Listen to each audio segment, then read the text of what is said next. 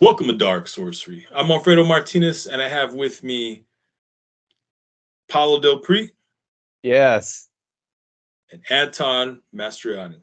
How you doing, man? So the three of us are here.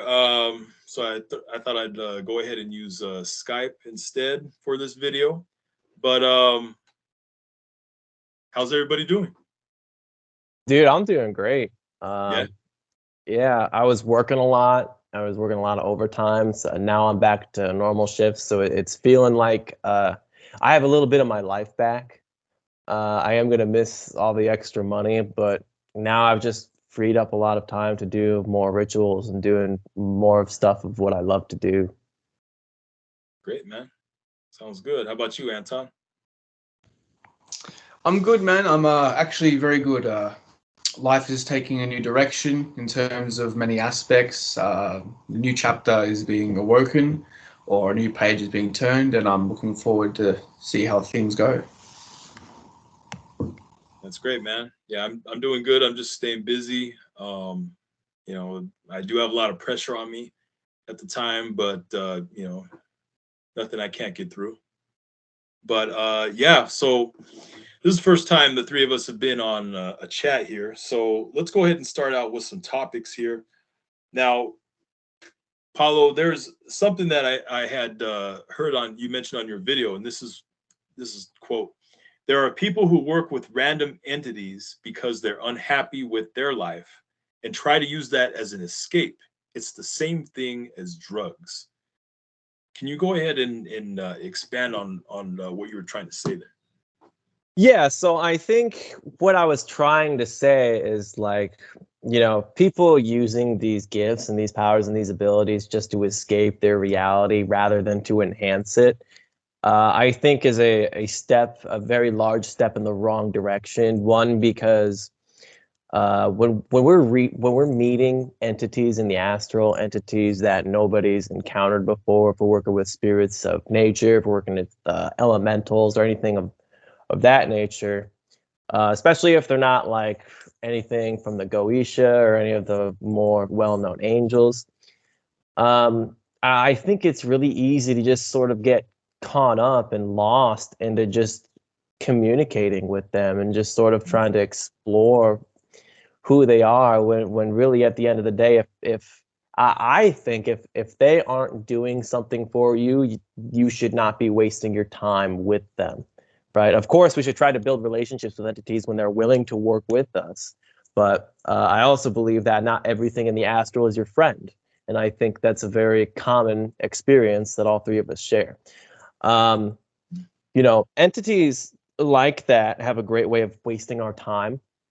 And you can work with one entity and become like really attached to it. I was just talking to somebody who was really attached to an incubus.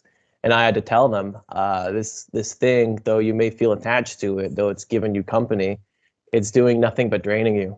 What is what purpose is it serving other than to benefit itself? Right. I think if we are going to be exploring different layers of the astral or different realms in the astral and encounter different entities, yes, we should be willing to record them in our book of shadows and things of that nature and how to contact them in the future. But as far as like diving into the astral just because you can, just because you want to see what's out there, I mean, what good is that really doing you? I think, I most of the time when I'm in the astral, most of the time it's in my temple. And most of the time it's just so I've got like that solid face-to-face connection. My last invocation with Azazel, I was in my temple and the invocation was so strong that like I was still fully present in my body, but every time I closed my eyes to blink or just to close my eyes for a second, I could see him. Like that's a solid connection right there that's not going away. And he's communicating with me the whole time. And I wasn't happy with him, but that's another thing when you're building relationships with entities, like you're not always going to be happy with what they have to offer, what they say to you. But again, like I said, just exploring the astral, just for the fuck of it, dude. I think it's a waste of time. I think we have millions of better things to do with these gifts.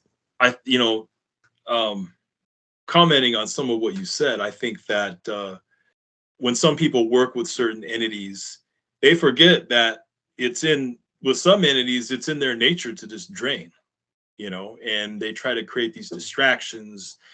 And I guess it's kind of like, comparing it to drug addiction, I guess it's kind of like, let's use some random drug, as an, like, I don't know, meth or something, like you try that, like, okay, well, some don't sound right, but this kind of feels good, you know what I mean? I'm just going to keep going with it, you just keep going with it, and all of a sudden you have an obsession, I can see how that can, working with certain entities, you can fall into that trap, and then, you're being drained, but at the same time, you kind of like it, but you're being drained, so what do you have to say about that topic, Anton?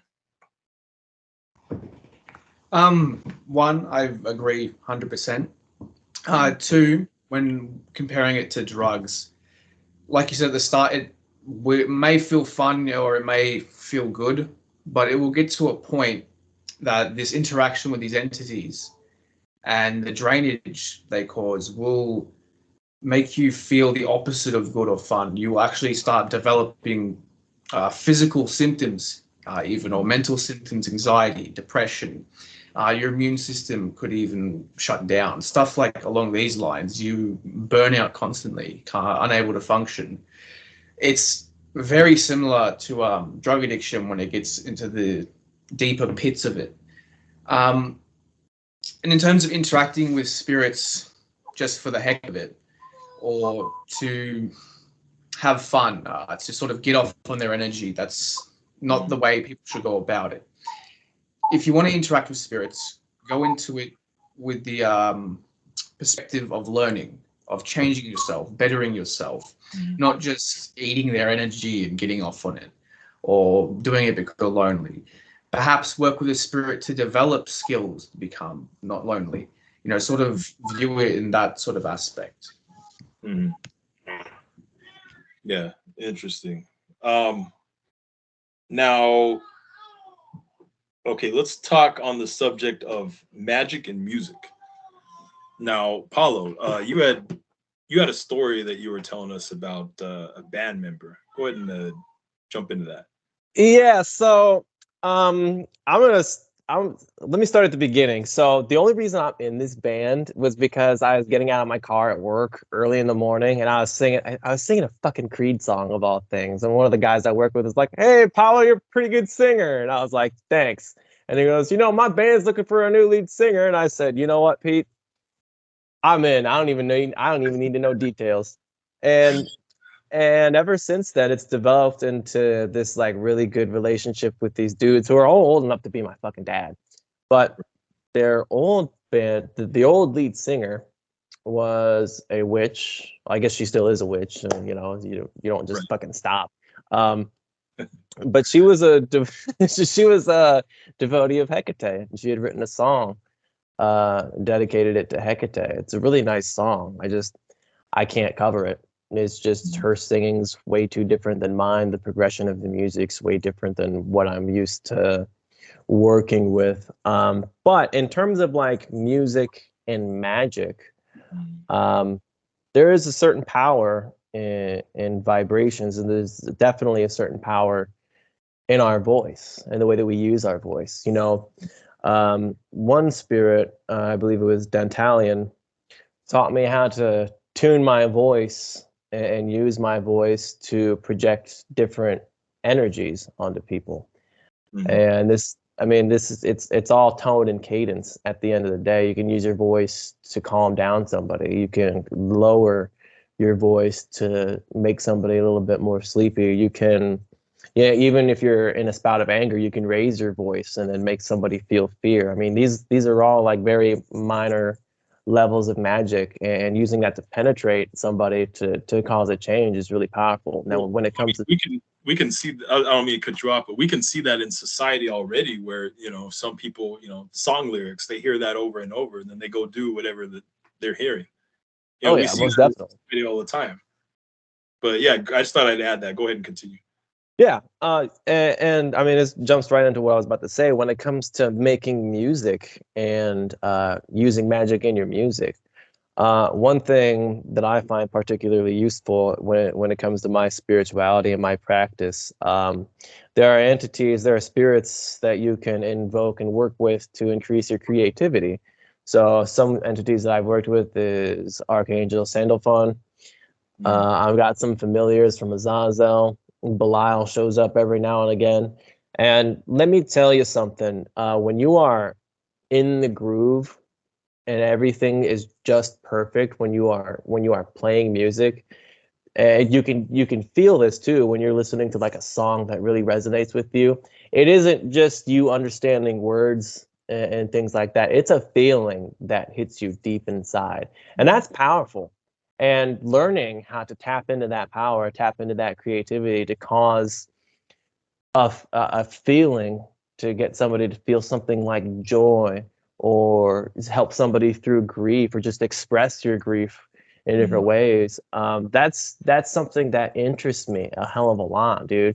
And again, I'm the singer of the band. I wish I was talented enough to play an instrument, but um, I have found that like the different ways that you can sing a song that's been written and recorded, that's why you fall in love with some covers of songs, just because there's something about this artist when they cover this song that you really like hits a little bit different, you know. um as far as the actual band practice, sometimes when you raise the energy to the point where it's tangible, some supernatural things start happening. I mean, we've had things fly off the walls. We've had lights flicker on and off. A couple weeks ago, we killed the power to 3 houses. I mean, that's something that doesn't happen every day. Yeah. And another thing too, I was working with Abaddon. I think it was, I don't know, like 2 weeks ago ish. But one thing popped up in my Facebook feed. It was too direct for it to be a coincidence. He said, I don't remember word for word what the post said, but it had something along the lines of music has the power to destroy negativity, right? And I hung on to that word destroy.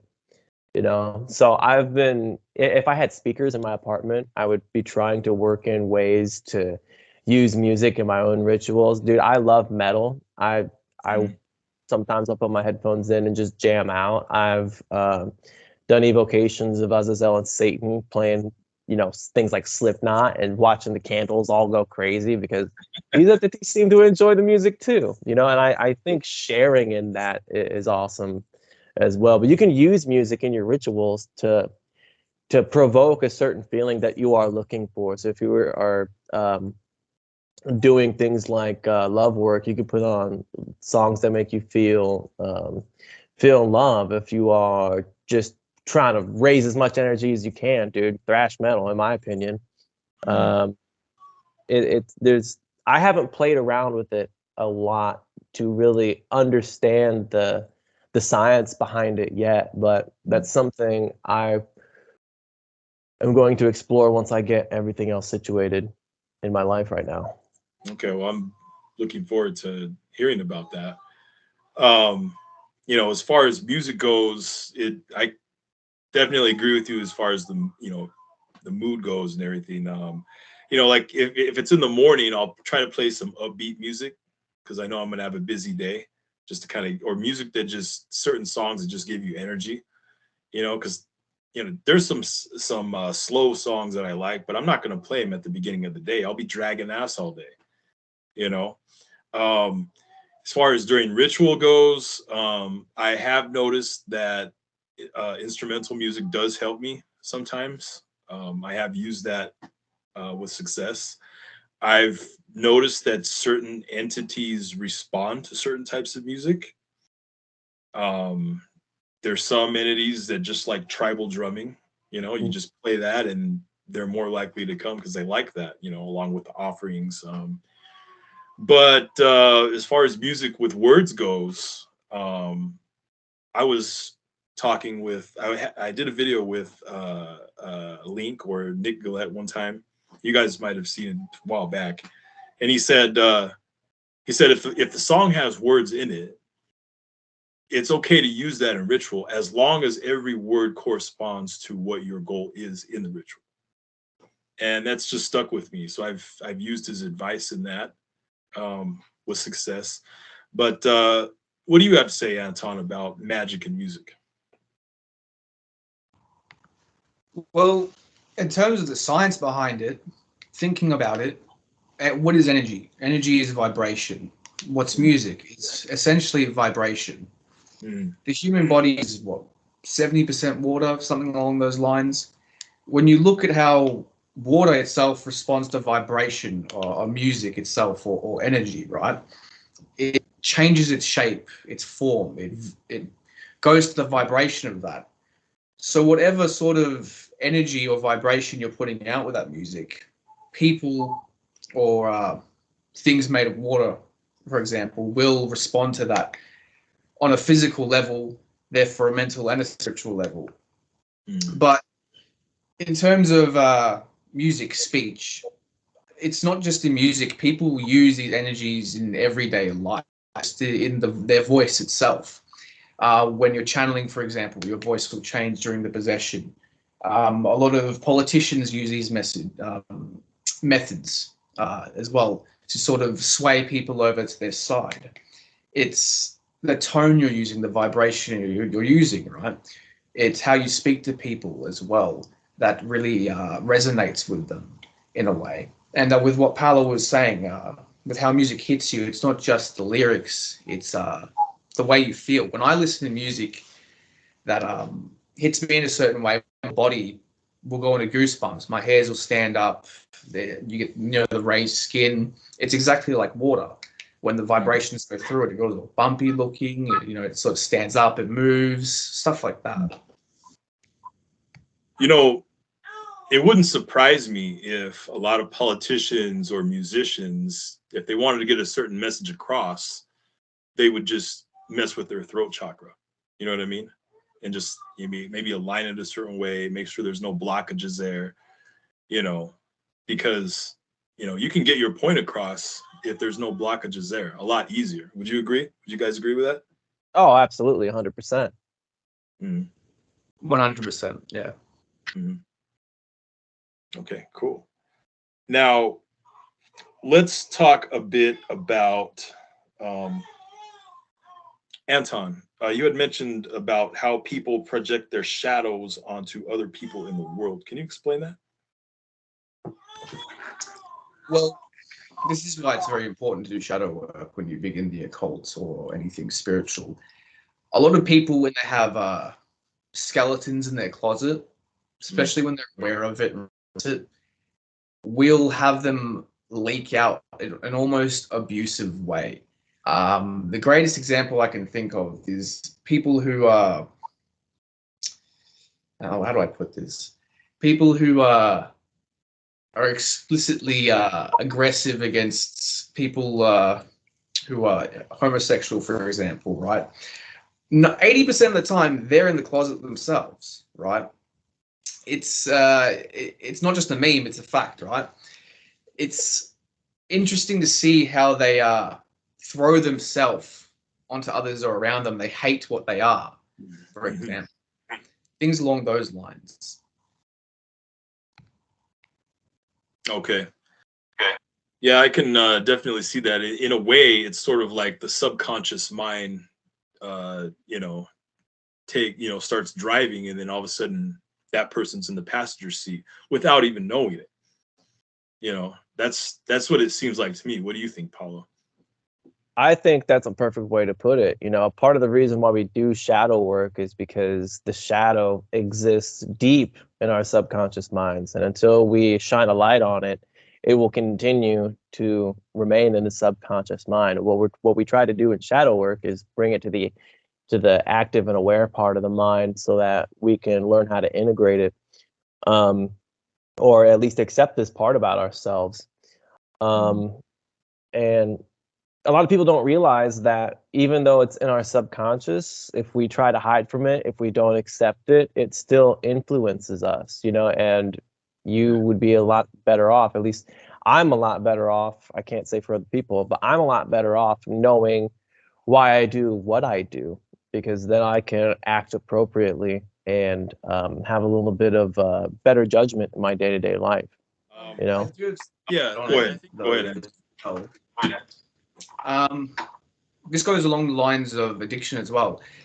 Another way that people sort of project or throw their shadow when they're not integrated is in very self-destructive ways, not just destructive ways onto others or abusive, toxic ways onto others. For example, an addict who doesn't know why he uses, right? He has no idea. He can't explain to you why he uses beyond the fact that it feels good. Right. Most of the time, they're running away from themselves. There's things that they don't want to admit about themselves, things that they have repressed. Just like with working with entities to escape reality or escape yourself, there's something there that you haven't confronted. There is a skeleton in your closet that you have not faced or fought yet, right? That is majority of the case that leads to self-destructive ways, be it self-harm, drug use, alcohol, risky activities like driving recklessly, whatnot, right?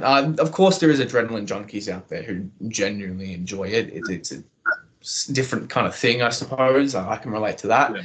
But yeah, a lot of self-destructive activities, self-sabotage even, causes of not confronting your shadow, having things locked away within you that you have not faced or admitted to yourself yet.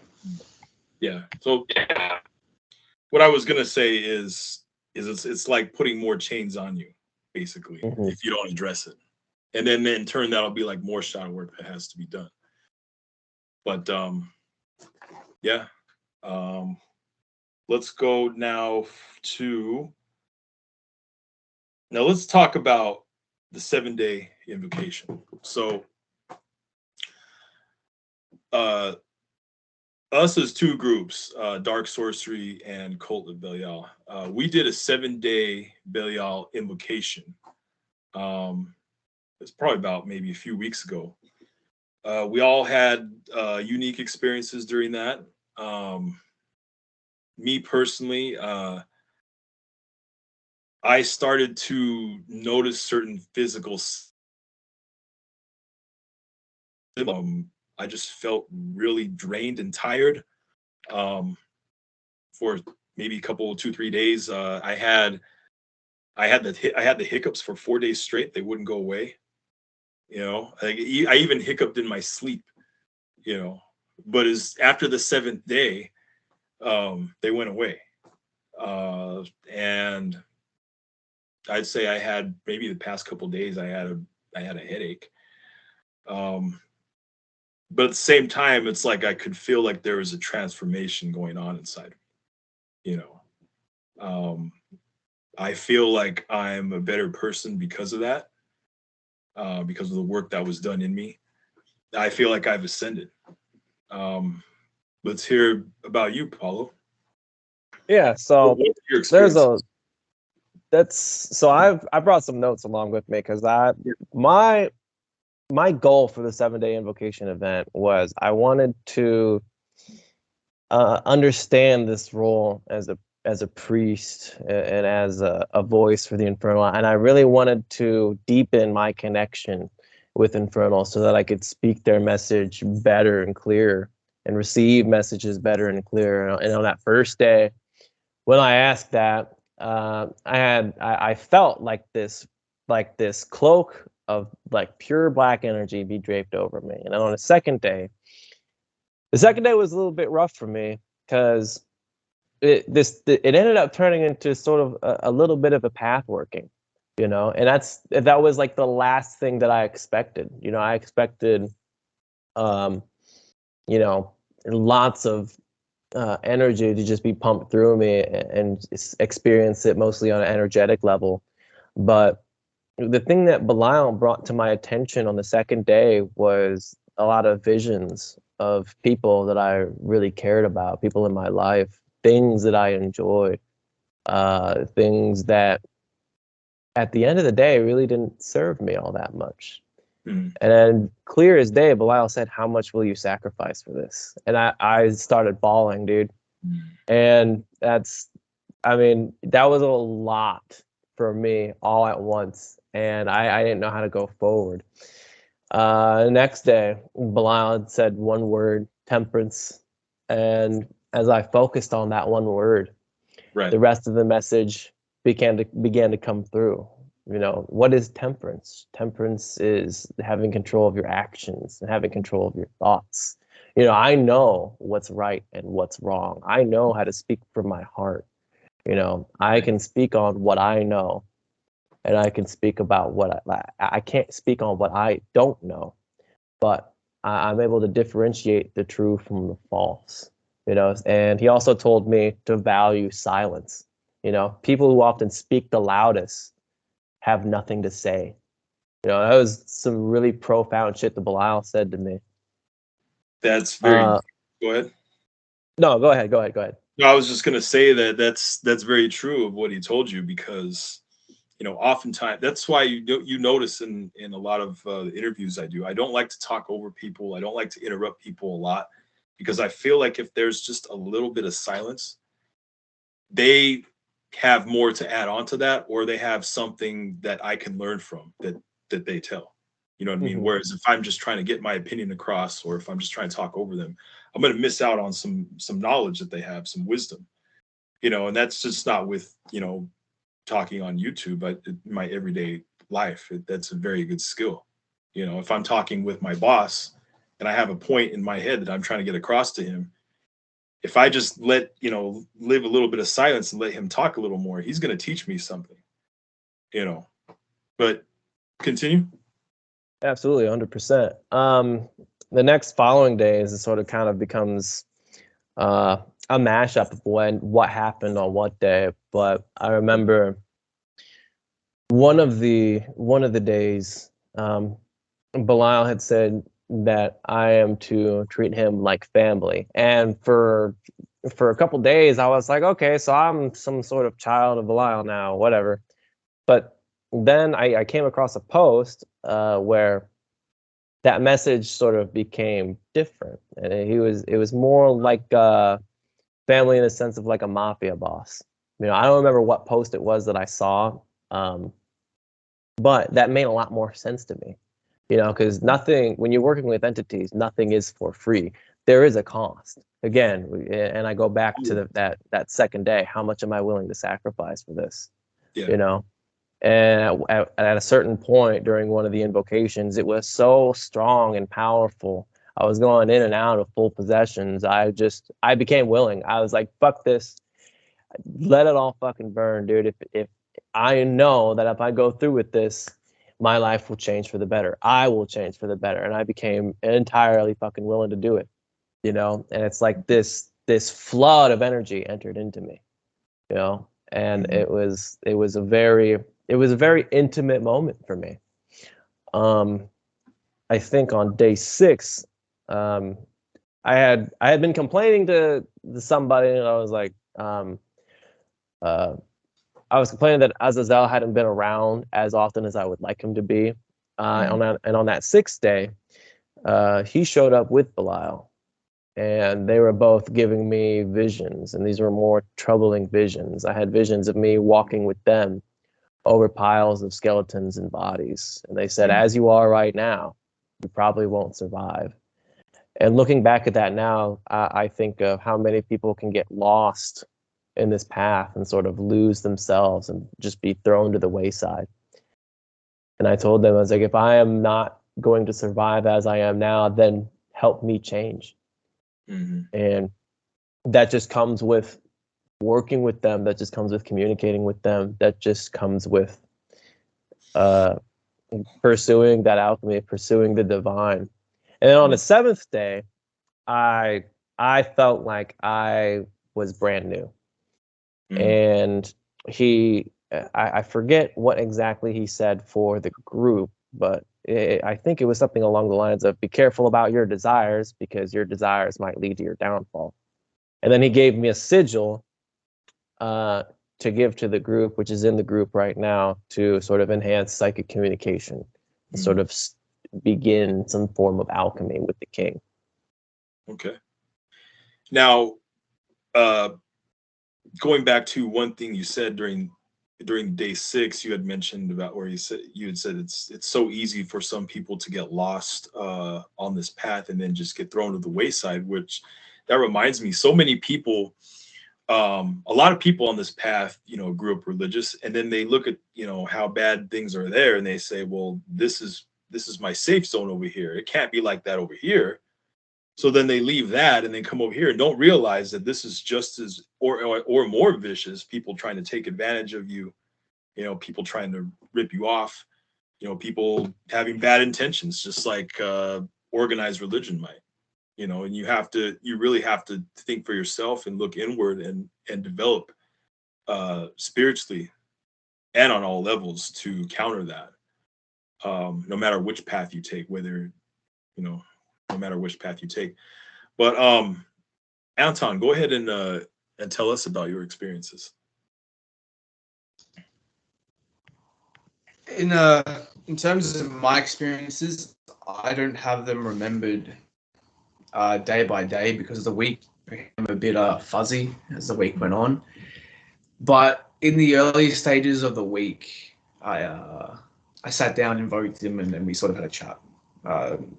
Both visually and clairaudiently, right? Mm-hmm. And for a while before this, I had not like a blockage, but I lost passion for the occult. I lost passion for teaching people, which is something that I really enjoyed and still do enjoy. My magic became stale. I lost my touch. Magic lost its special glamour. And he reminded me of what I was like when I first entered this path. I was so hungry for knowledge, so passionate about this. I like how I am with my fighting. I just constantly every day meditated for hours throughout the day, tried my hardest and my best to contact and connect with these spirits, to build the relationship I have with them now. And he showed me everything that I have, that I've let go, everything I've sacrificed to get to the level I'm at now, and to build what I have built and become the person that I've become, how far I've gone. Mm-hmm. And he just sort of sat there and he's like, are you going to go back to that? Are you going to go back to all of this? Are you going to take charge of your life again, sort of? And it something clicked in me that night. I can't put it into words, but it's like almost like a black flame of fire in me just burst again, and it's that blockage was removed, and my magic became what it once was. My channelings became very clear again. My connection with Belial became very strong once more. I even cried that night a little bit. I'll admit that night. Good. I got a bit teary. Good. No, that's right.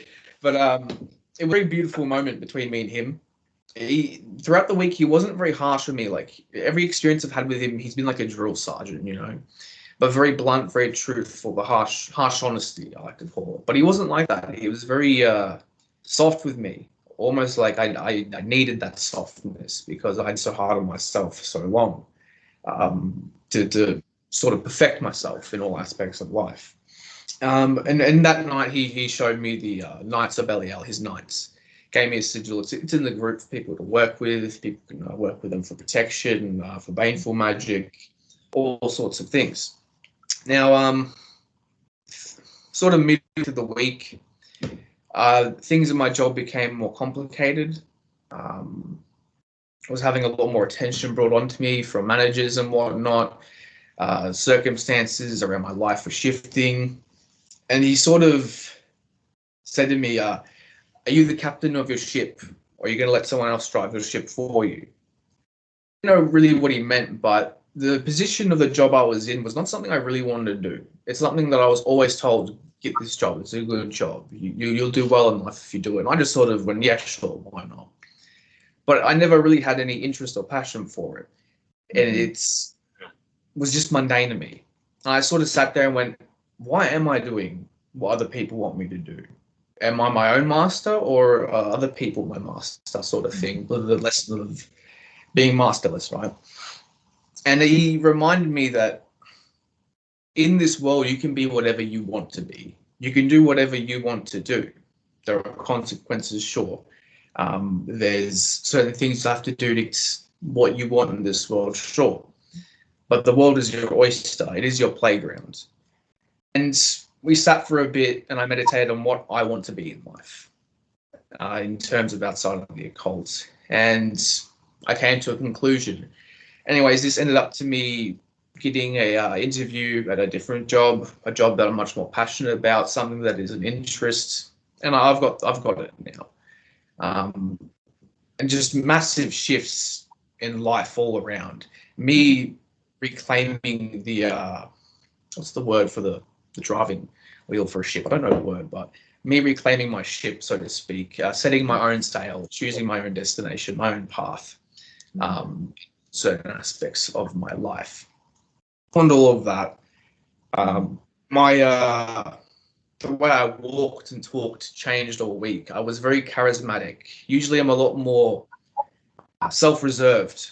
You know, I like to listen, sit and listen, not really speak much when I'm around people, but I was a lot more charismatic, outspoken, in a good way, of course, and built connections with people in my community, within the gyms around the area, stuff like that, which is something he helps a lot with, being political, building connections this way. And it was really cool. I liked it a lot. I didn't feel very drained, though. I felt more heavy, but full of strength, if that makes sense.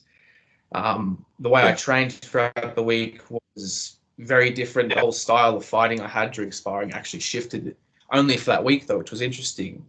It's like whenever I sparred, his energy or him was within me. And just the whole style was completely different. I found it very, very interesting. So that was more my experience with it. Yeah, that kind of ties in with what Belial had told Paulo. How much will you sacrifice for this?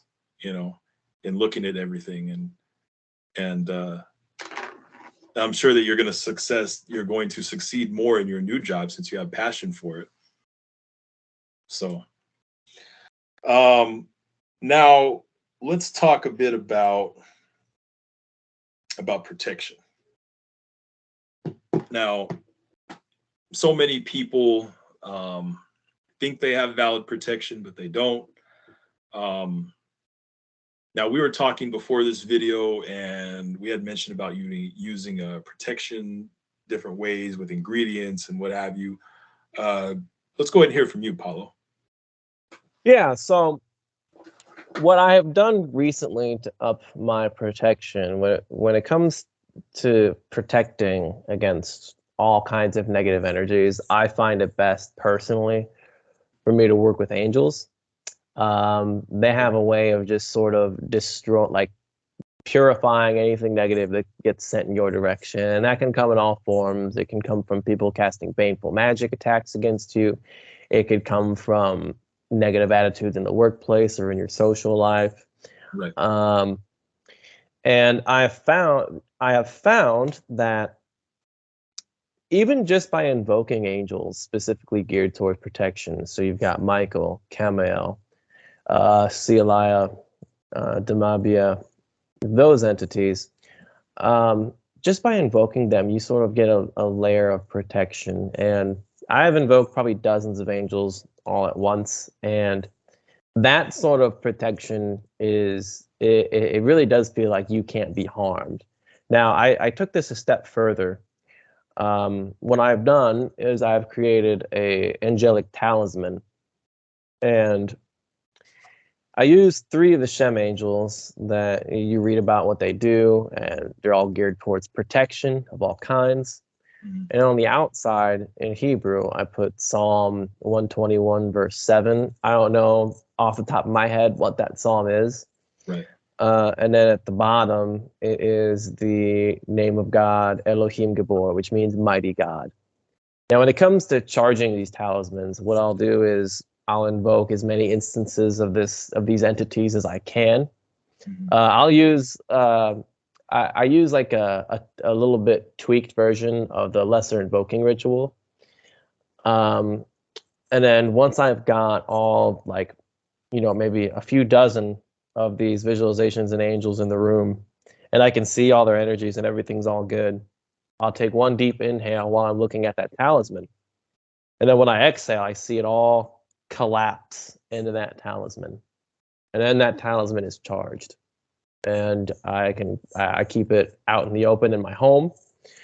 I have thought about putting it as a tattoo on my back. I think it'd be a badass looking tattoo. Here, I'll show it real quick. Yeah, I don't know how well this is gonna show up on video, but this is the talisman. Again, it's just the sigils of the angels on the inside. It's got the Hebrew on the outside. I've always wanted some sort of occult tattoo on my neck, but that won't fit on my neck. It's gonna go on my back. But you don't even have to really put it in ink on your body if you wanted to put talismans on your body. One method that I've found very useful that I've done before, that entities have actually done to me unasked for. If you gaze at any sigil, okay, and then you look at yourself in a mirror where you want to put this sigil, what you then have to do is focus that visualization as strong and as clear as you can on any location in your body. And then when you take an inhale, you want to see it glow brighter. And when you exhale, you want to see that energy stay in. Okay. And it's almost like, when you're fanning the fires on a coal, how it glows a little bit. That's exactly the way that you want to see this. And if you do this right, you will feel it being projected onto your body. And then every now and again, as you maybe you're not paying attention, if you walk past a mirror, you'll see that glow. I've had entities scratch sigils onto my body. I've had entities burn me. I've had them place sigils on my head. When you create something of your own that's like that, I think it's a lot more powerful than having an entity do it for you, because you can feel that magic working on yourself. That's interesting. I wonder how good you would sleep if you just put that under your bed. Probably really good, dude. I mean, if you feel drained and stuff, I'm sure that's the answer to it. Yeah.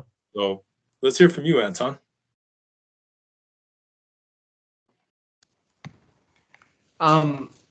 Just going back to what Paolo said about it being much more powerful if you put it on your body yourself.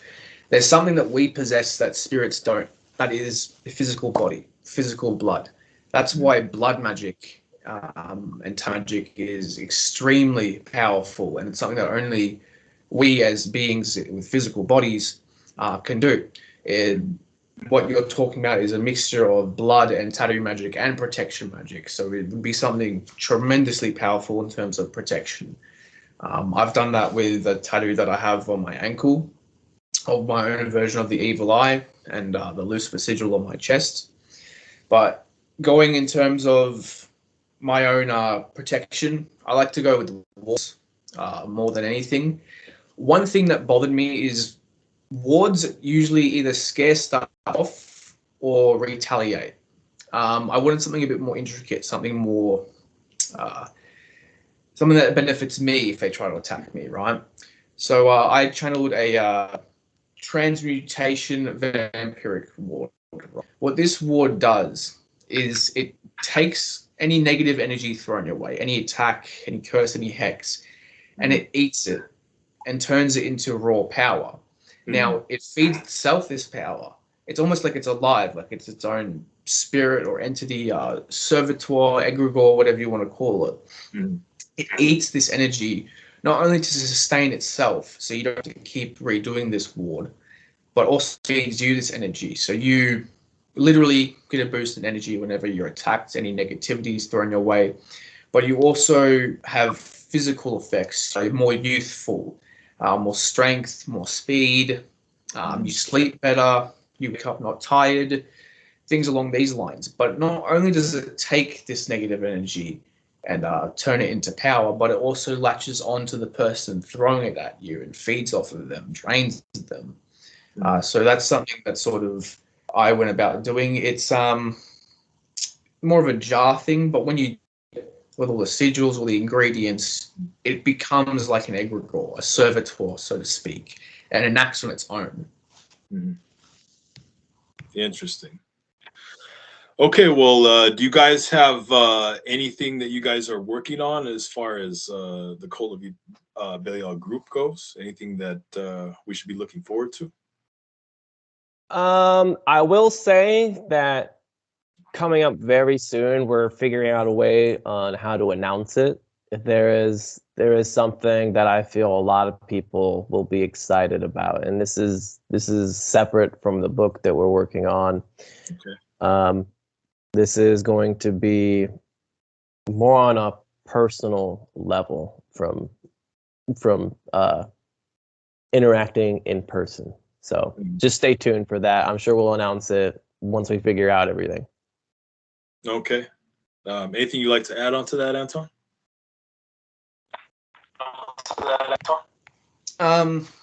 Beyond the book, we'll have a lot more content coming out, a lot more channel stuff, channel sigils, more videos coming out. So keep an eye out. That's all I have to add. All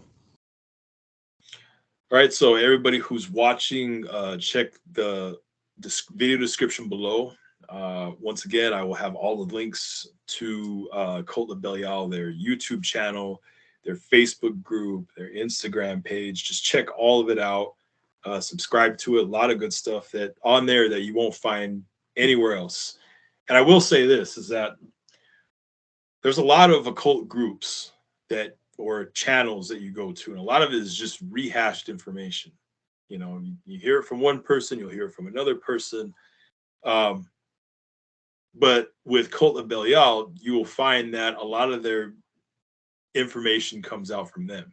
So it's you know, certain things you only hear from them. Check it out. Also, everybody who's watching, like and subscribe to Dark Sorcery, all our platforms. We just added 2 new platforms. We're on Facebook, Instagram, TikTok, YouTube. Now we're on Bitchute. I hope I said it right.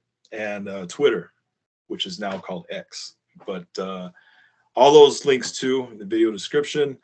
Guys, it's been a very good conversation. I really like doing this. We should do it again sometime. Hell yeah, brother. All right. Like and subscribe to Dark Sorcery and Cult of Belial.